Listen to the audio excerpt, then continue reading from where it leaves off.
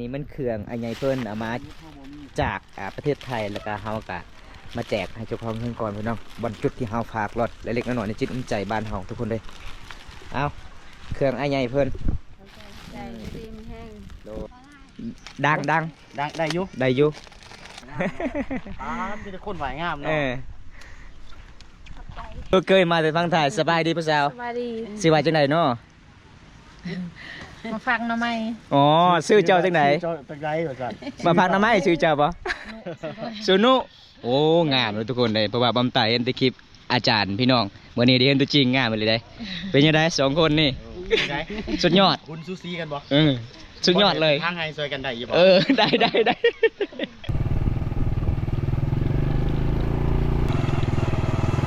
แม่นี่ไม่ได้สบายแล้วสบายเอากลับมาทำบุญแน่ปกติกลับไป5แต่ผู้สาวทุกคนเลยวันนี้เปลี่ยนบรรยากาศเดี๋ยวทุกคนเปลี่ยนบรรยากาศมาทำบุญนำกันกับอาใหญ่เพื่อนจากประเทศไทยแล้วก็อาใหญ่เพื่อนสื่อเครื่องมาหลากหลายเลยมาแจกในนักเรียนหมู่บ้านปลาลอยแสดงความขอบใจนำเบาสมภารไซยงเดินทางจากจังหวัดมุกดาหารประเทศไทยมุกดาหารเดี๋ยวมามอบเครื่องช่วยเหลือให้โรงเรียนปฐมสมบูรณ์บ้านปลาลอยกับดีอกดีใจหลายกันมีเครื่องหลายอย่างเนาะเครื่องทั้งอุปกรณ์การเรียนแล้วก็อุปกรณ์กีฬาแล้วก็มีขนมนิดเนาะจำนวนนึงกับอุปกรณ์การเรียนก็สิเป็นปุ่มเป็นบิ๊กเป็นโซดำก็มีจำนวนหลายพอสมควรแล้วก็มีกระต้อ5 หน่วยเนาะแล้วก็มีบานเตะ2 หน่วยแล้วก็ขนมจำนวนหลายเนาะกะดีอกดีใจกะแสดงความขอบอกขอบใจในนามตั้งหน้าให้โรงเรียนก็คือผู้อำนวยการโรงเรียนเศษก็แม่นบ่าวบุญตาผู้พามาเนาะโดยขอบใจคือการเห็นว่ามื้อนี้เพิ่นก็บรรยากาศก็ฝนตกแน่ก็เดินทางมาด้วยความยุ่งยากแต่ก็ยังมาฮอดจอดถึงก็ดีอกดีใจเนาะโดยเนาะขอบใจเวลาโอ้ไหวเป็นเพื่อนทุกคนตัวนี่เนาะบ่าวบุญตาครับได้แจกน้ำครับเฮ็ดบุญน้ำกันเนาะสายบุญมื้อนี้สายบุญได้เนาะคิดแล้วสายผู้สาวยัง2-3 มื้อยัง2-3 มื้อวะแอมบ่แอมนี่แปลว่าแซ่บมันแอมแปลว่าแซ่บอร่อยแปลว่าแซ่บด้วยทุกคนบ๊ายบายบ๊ายบาย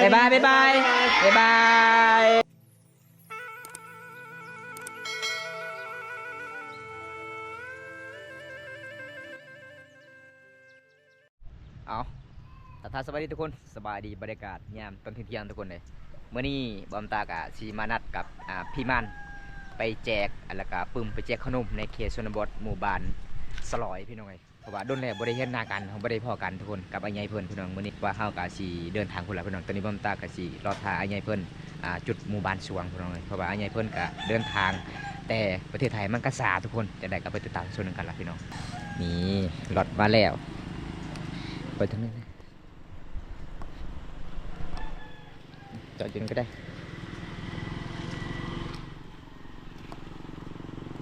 นี่มาแล้วจ้าโอ้โดนแล้วบริเวณนากันทุกคนเลยบริพอกันทุกคนนี่คือทีมงานเฮาทุกคนเลยทีมงานโอ้เป็นพี่น้องกันเกือบ2 ปีพี่น้องไงบริพอกันกระตกประมาณ 7-8 เดือนทุกคน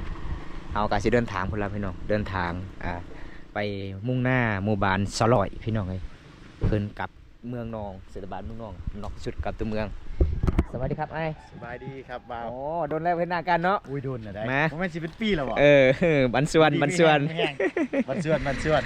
เมื่อนี้เฮาจะไปใส่มื้อนี้นะมื้อนี้เฮาสิไปบ้านปลอยแต่เก่ารถเฮาเข้าได้แต่ตอนนี้รู้สึกว่าฝนตกเข้าบ่ได้แต่เข้าไปเฮาสิไปกินข้าวลิงอยู่หั่นรถสิติดอยู่หั่นโดยเอาทุกคนมื้อนี้ได้พ่อไอ้น้องกันคือเก่าทุกคนเลยฮักแพงคือเก่าพี่น้องถึงแม้เฮาสิบ่ได้ไปนํกันแต่ก็ทักกันตลอดเนาะแม่นเวลาเบิ่งคลิปกันกดไลค์กดแชร์กันตลอดครับถึงแม้เฮาสิบ่ได้ไปนํกันเนาะบ่าวเนาะแม่นอาจารย์ล่ะครับจอดนี่บ่รถเฮาน่ะจอดอยู่นี่แหละนี่บ่เพื่อนพี่น้องโดยพี่น้องเลยเฮาสิไปกับบ่าวบุญตาคือเฮาสิไปแจกบิ๊กเนาะดินสอนักเรียนแม่นโดยงานนี่ก็คือสิบ่ได้แจกเครื่องน้ำมันเจ้าแบบนี้แม่นโดนแล้วนี่แหละอากาศเดียวนี่ก็ลุยสุดบ่าวสุดโดยสู้หาทางไปก่อนเด้อทางไปก่อนเอาทุกคน เฮาก็สิเดินทางพุ่นล่ะพี่น้องก็คือเขาเจ้าก็มาก่อเลยว่าเขาเจ้ามาปูยางก็คือมีแต่จุดนี้เลยทุกคนฮอดหมู่บ้านสวงเพราะว่าทุกทางพุ่นก็จะเป็นดินแดงพี่น้องเอ้ยและเฮาเดินทางก็สิลำบากแน่เพราะว่ารถใหญ่เพิ่นก็ไปบ่ได้มันต่ำพี่น้องช่วงนี้ก็ช่วงหน้าฝนก็เลยเฮาก็สิไปบ่ได้เฮาก็สิเอาไปรถน้อยอีกพี่น้องเอ้ยเอ้าจังได๋ก็ติดตามชมกันล่ะพี่น้องด้านไหนรถเฮ็ดเนาะระปืดเอาทุกคนตอนนี้มันเฮาก็สิมาพากรถก่อนพี่น้องเอ้ยเพราะว่าเฮาก็สิเดินทางไปต่อพี่น้องมื้อนี้ก็เดินทางมันยากอันนี้มันเครื่องอันใหญ่เพิ่นเอามาจากประเทศไทยแล้วก็เฮาก็มาแจกให้เจ้าของเพิ่นก่อนพี่น้องวันจุดที่เฮาพากรถเล็กๆน้อยๆในจิตน้ำใจบ้านเฮาทุกคนเลยเอาเครื่องอันใหญ่เพิ่น ใจดีมันแห้ง โดย หลานเอ้ย เฮาก็สิมาพากให้ไอ้พี่น้องเฮามาเบิ่งรถไอ้ใหญ่เพิ่นจากฝั่งไทยทุกคนเลยเพราะว่าเฮาก็สิขี่รถจักรไปพี่น้องเดินทางบ่ได้พี่น้องเพราะว่ามื้อนี้ก็ฝนตกห้ามทุกคนเลยเฮาก็สิมาทำบุญเขตชนบทหมู่บ้านสลอยแล้วก็มาแจกปึ้มแล้วก็บิ๊กซอพี่น้องไอ้ใหญ่เพิ่นซื้อมาแจกประเทศไทยพุ่นล่ะพี่น้อง อ่ะพี่สาว ครับ สิไปฮอดไซเนาะมื้อนี้เนาะสิได้ฮอดบ้านนั่นก็ บ้านปะลุยอยู่ บ้า เนาะ นไปเลย เห็นพี่สาวแจกบิ๊กพี่สาว แม่น ใส่เบิดทุกคนอยู่บ่ตัวฟังคำเล่าออกหลายอยู่บ่ ดังบ่ปานใดแล้วอะดัง ได้อยู่ ได้อยู่ ใส่อยู่ได้เนาะอันนี้เนาะให้พี่สาว ขอบใจ ขอบใจ โอ้วายงามเลยเนาะเจ้า ไหวงามเนาะป้าดมีแต่คนไหวงาม เอ เนาะ อ ขอบใจ นี่ ใครยังบ่ทันได้ ขอบใจ เฮียนห้องใดผู้สาวฮะทั้งหมดนี่เฮียนห้องใด มหนึ่ง ม.1โอ้เก่งเนาะสู้ๆเด้อตั้งใจเฮียนเด้อ ทุกคนได้ยัง ได้ไปแล้ว โอเคบ๊ายบาย อืม บ่ได้ฮอดใส่ดอกฮอดผู้สาวทีเดียวนี่ส่ง สาวเป็น หลายเอามาหลายทุกคนเลย ผู้สาวไม่งามเนาะ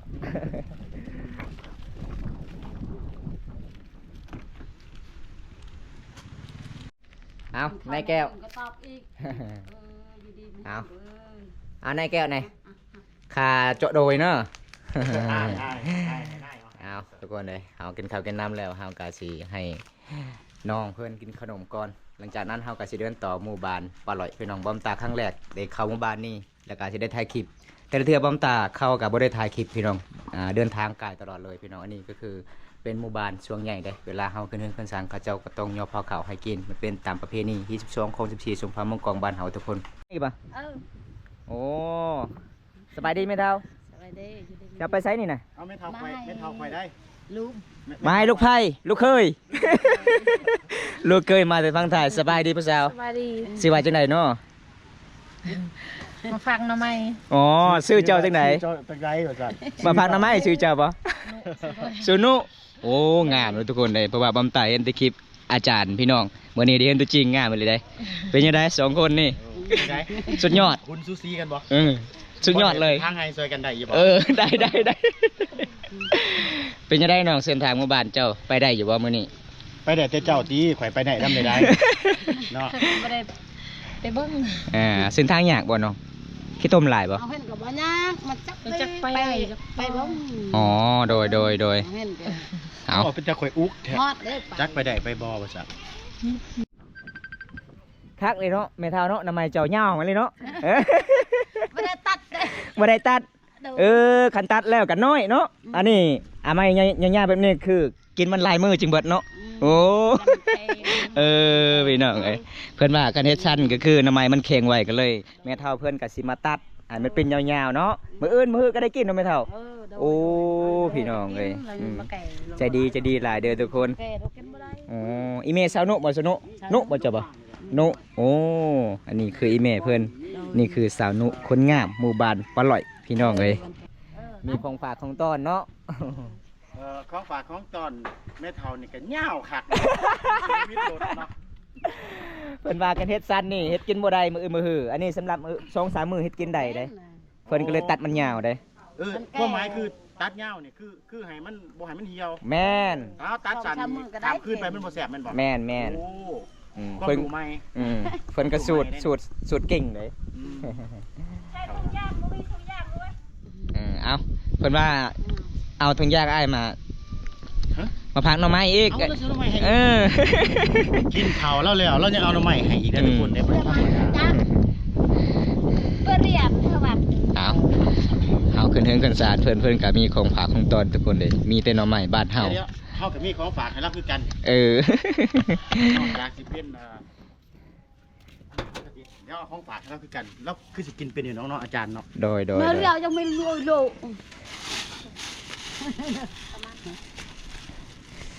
เอา ป้าบาไม่เท่าเพื่อนกับมีของฝากไอ้ไงเพื่อนกับมีของฝากของตอน อันนี้แหละไม่ฉลายเรา โอ้ เราเฮ็ดกินเป็นอยู่บ่เนาะมันนี่เนาะ เต้บาจาระดังปะเต้เวลากินได้ ปิ้งเด้อแม่มันเป็นปลาแดกเด้อบอกเรา แห เนี่ย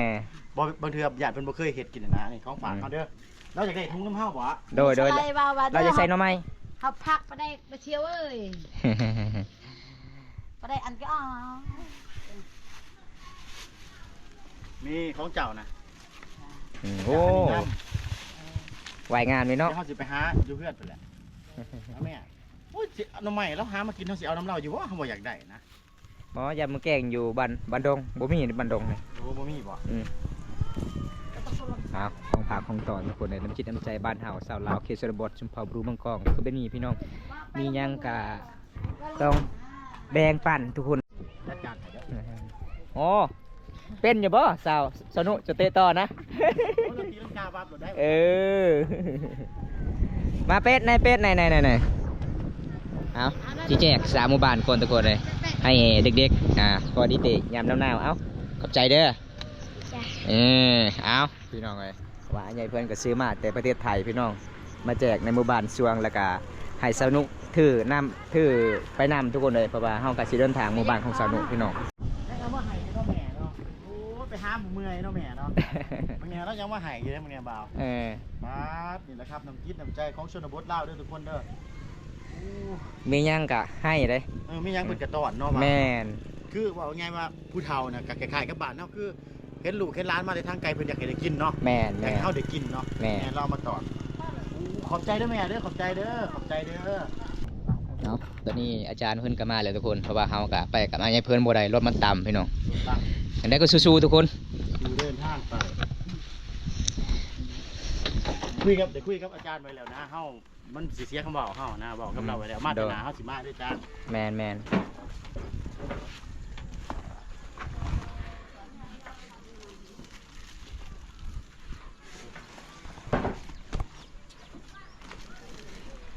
แต่ก็ให้เราถือไปก่อนกับบอลอยู่ในกระเป๋าเฮาเด้ออาจารย์เด้อ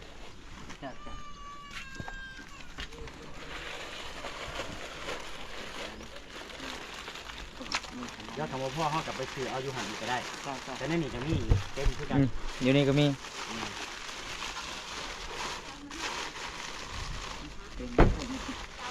บอกห้ามฝากรถเด้อบอกห้ามฝากรถเด้อ แล้วบอกเลยทุกคน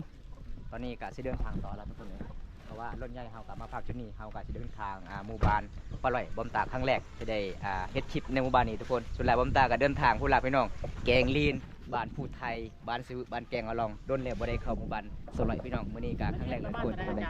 ไปติดตามมาสู้กันแล้วพี่น้องอันนี้ก็อาจารย์เพิ่นก็ไปรับแล้วพี่น้องเพราะว่าเส้นทางเฮาเดินมื้อนี้ก็ลำบากทุกคนเลยในหน้าฝนพี่น้องนี่มันเฮาก็สิเดินทางต่อแล้วทุกคนสิมุ่งหน้าหมู่บ้านปลาไหลแล้วก็มาทำบุญนำกันกับอาใหญ่เพื่อนจากประเทศไทยทุกคนโดนแล้วบ่ได้พ่อกันเมื่อนี้ก็เป็นพี่น้องกันคือเก่าพี่น้องฮักแพงคือเก่าอันนี้ก็คืออาจารย์มาหับเครื่องของที่เฮามาแจกในโรงเรียนบ้านปลาไหลพี่น้องเลยนี่สภาพเส้นทางก็คือจุดนี้มันเป็นดินแดงนะทุกคนเพราะว่าช่วงนี้ก็ช่วงหน้าฝนส่วนหลายพระเจ้าก็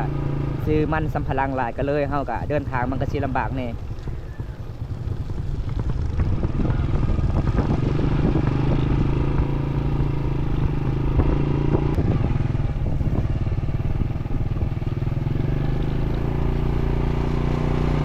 แบบนี้ไปได้เนาะ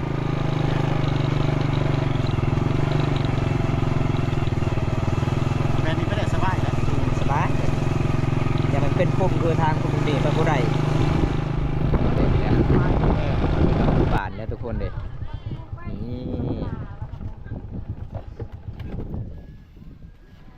ได้มาหอนแล้วเปล่า หอดแล้วงามเนาะสนุกเนาะเส้นทางหมู่บ้านเจ้าเนาะ สุดยอดเลย โอ้เก่งเก่งเก่งสาวนุขับรถด้วยทุกคน อันนี้คือหมู่บ้านปลาไหลพี่น้องบอมตากอะเดินทางมากกับปกติกะกายไปทั้งพูนเลยทุกคนมื่อนี้ครั้งแรกที่ได้เฮ็ดคลิปกับอาใหญ่เพื่อนในหมู่บ้านนี้แล้วก็อาใหญ่เพื่อนก็มีเครื่องมาแจกในโรงเรียนหมู่บ้านนี้ทุกคนตอนนี้เฮากะมาฮอดในโรงเรียนแล้วทุกคนเลยเฮากะมาทำบุญแน่ปกติกลับไป5แต่ผู้สาวทุกคนเลยมื่อนี้ก็เปลี่ยนบรรยากาศเลยทุกคนเปลี่ยนบรรยากาศมาทำบุญนำกันกับอาใหญ่เพื่อนจากประเทศไทยแล้วก็อาใหญ่เพื่อนสื่อเครื่องมาหลากหลายเลย มาแจกในนักเรียนหมู่บ้านปลาไหลเฮาพี่น้องเลยนักเรียนหลายเลย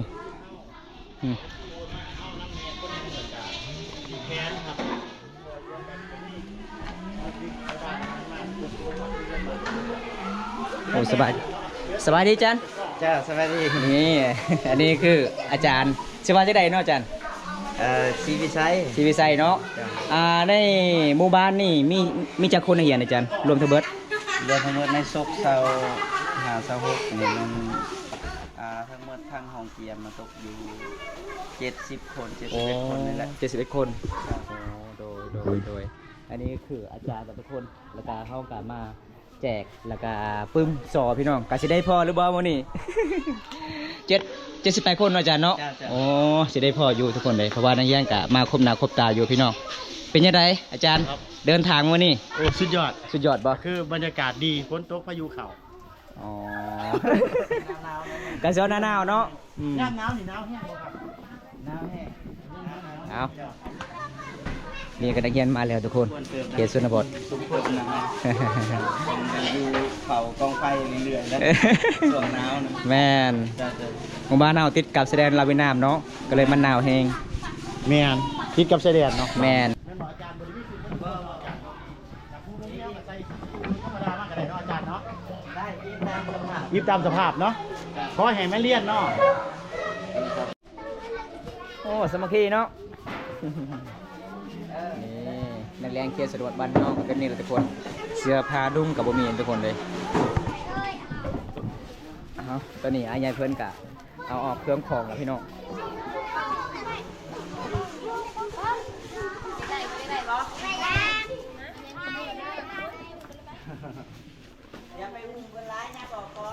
ประตูไว้ปนวะปกติไว้ปะในใบหนูจ่ายยังเนี่ย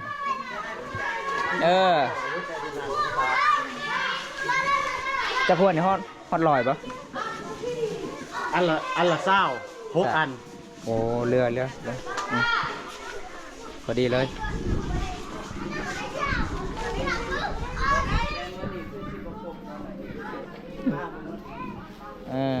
มาเอาเมื่อกะมีได้จ้านให้เมื่อหน้าก็ได้ ลอยไปลอยนึงนิดหน่อยนะเรียนมันใส่ดินซอต่างหากกับมีมันบอกเหมือนที่บอกมันใส่ทั้งบิ๊กนะแล้วใส่ซอเนี่ยโอ้ซอในบิ๊กเนี่ยมาพูดใส่ซอเขาแจกซอบอก ก็ พูดว่าแจกเลยบอกอาจารย์ แจกไปเลย แจกเลยเนาะ บิ๊กซอเลย แต่ว่าแจกได้ทั้งซอสหากส่วนไรใส่ซอสกับมันพวกคนมีลำหองเกียมนะ แม่ โอ้โดยเอาไปจัดการผมเนาะอาจารย์เนาะมี เนาะตอนนี้มาเท่ากับสีเกียมแล้วทุกคนสีไปแจกละเพราะว่าไอ้ไงเพื่อนก็ซื้อมาลายอยู่ทุกคน จงไหนน้ำเด้อเบาเด้อรถตัวเทิงจงไหนน้ำไง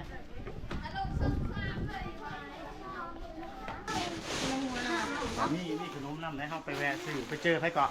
เจอ สาวน่านแม่ น่านสวยๆนั่น แม่น นั่งเอกช่อง ที่มันคนเดินทาง ยังมาท่านน้องไปเฮ็ดงานวันอาทิตย์2 อาทิตย์ประจำ อ๋อ บ่ตานาแปลว่า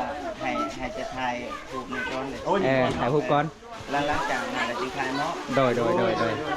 นะถ่ายอุปกรณ์ที่จะมันจะกระเป๋า มุดออกมาแล้วเนาะ มียังนี่น่ะ นมเนี่ย โอ้ เอานมมาให้เล็กหน่อยน้ำนะ โดย หลายอยู่ไหน โอ้ลายอยู่เนาะ เอาไปซีเลยเนาะแต่บ้านๆเลยเนาะ ได้ โอ้นักเรียนลายเลยทุกคนเลย ได้ยี่ว่าอยากก็ใส่คนจะมาพอ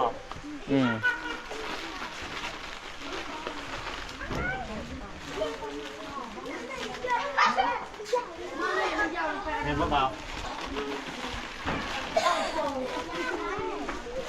ก็เทแบบ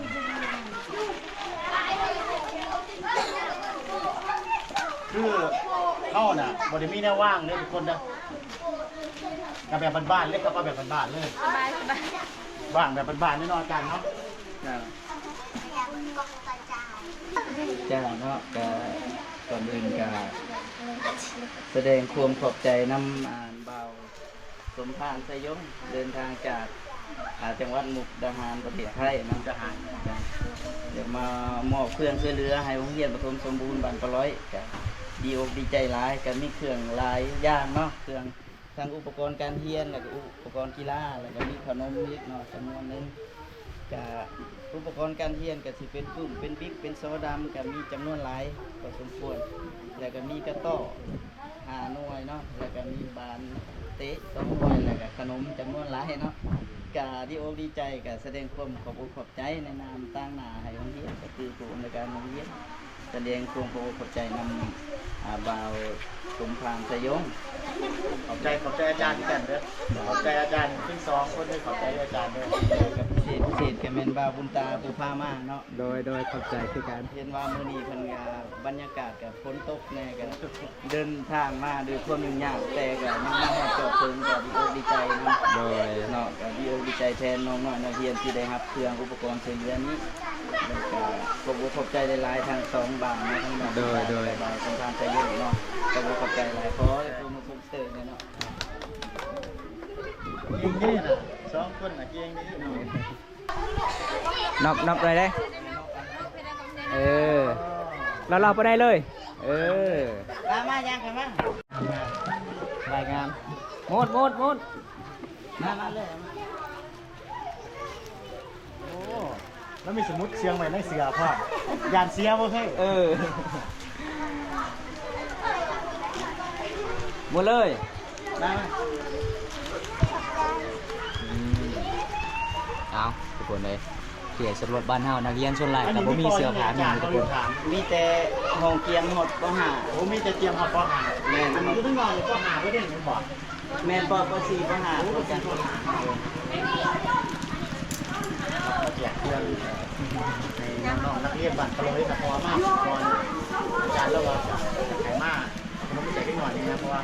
ส่วนมากยูทูบเบอร์ที่เขามาบอกไปหอดของรถแน่เนาะ หมดเลยบ่ใจเลย โอ้ไหวเป็นเพื่อนทุกคนตัวนี่เนาะ นบเลยเออ โอ้นี่นกขาเลยเนาะเฮ้ยเนาะนกขาเลยเนาะเฮ้ย หมดเลยเออ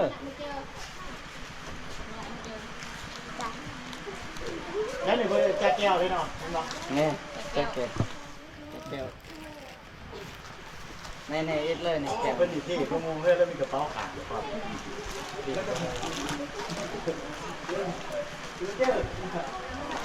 มา พี่น้องเอ้ยส่วนแรกเขาเจ้าก็บ่ได้นุ่งเสื้อบ่มีเงินบ่มีขามพ่อแม่ก็ยากจนในเขตชนบทบ้านเฮาคือแบบนี้แหละทุกคนเลย แจกซอยอาจารย์ก็ มาครับมาเลย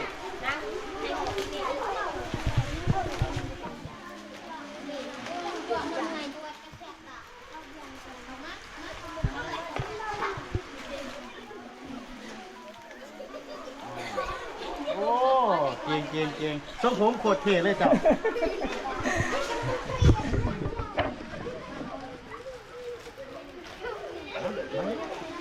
สบายดีโอ้สบายดีเป็น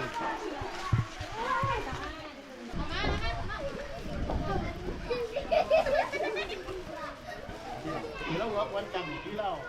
อันวัดวันจันทร์ไหววะดีกันได้เหรอโอเคเนาะ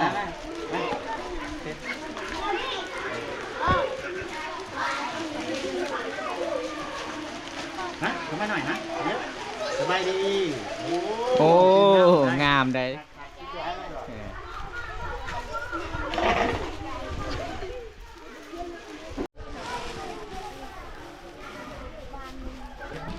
ในบาวบุญตาครับได้แจกน้ำครับเฮ็ดบุญน้ำกันเนาะ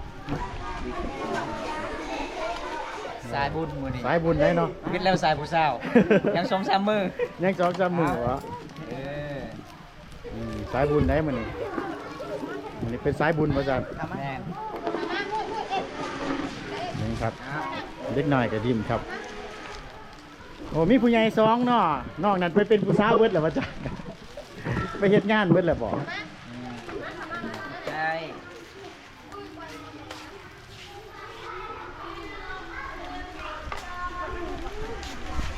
มาเลยมา นะ ใช่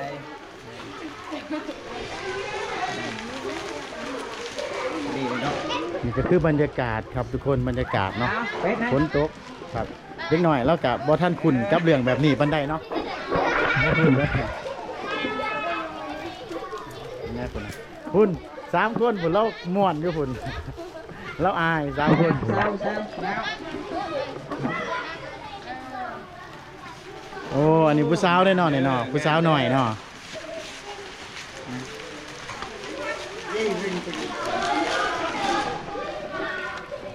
โอ้ดีเลยครับ เอาโอ้งามเนาะจะวายเนาะน้องเอาเ